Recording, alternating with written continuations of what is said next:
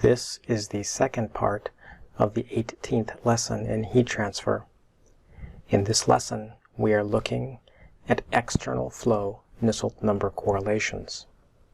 We use these correlations in order to calculate convection heat transfer coefficients in a variety of flow scenarios.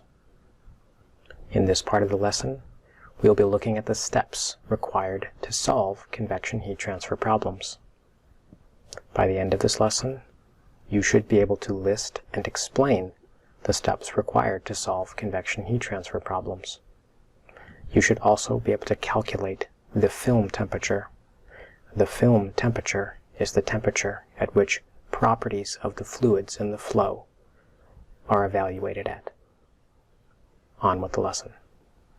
In your book from section 7.3, solving in the end, when we crunch numbers, these problems are going to get broken down into these 5 steps. Step 1, you have to know what the geometry is. Okay? You have to know, are we talking about flow over a flat plate?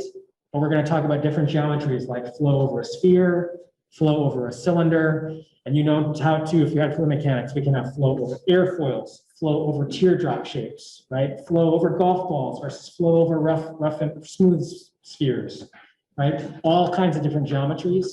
You have to be aware of what the geometry is because that's going to be the most important dictator for what the right correlation is for the Nusselt number. 2, all of the fluid properties, like the thermal diffusivity, the fluid thermal conductivity, the kinematic viscosity, are actually temperature dependent. And so you have to know what temperature to go look those values up at. Most of the time, you're going to use what's called the film temperature, which is defined as the average temperature between the surface and the free stream. So a lot of times T film is equal to 1/2 times Ts plus T infinity. But there are some correlations that use a different definition than this. And the correlation will tell you then. The correlation will say, evaluate fluid properties at this temperature. And they'll tell you where to go look up the fluid properties. Absent of that, assume that it's the film temperature calculated this way.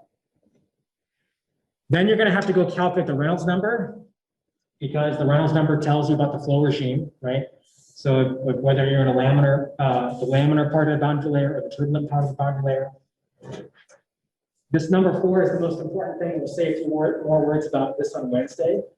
The difference between a local and an average Nusselt number. And then ultimately get the right correlation, calculate the Nusselt number. From the Nusselt number, calculate H. Which is the goal, right? The goal is to what is H? Right? We have to know what the value for H is.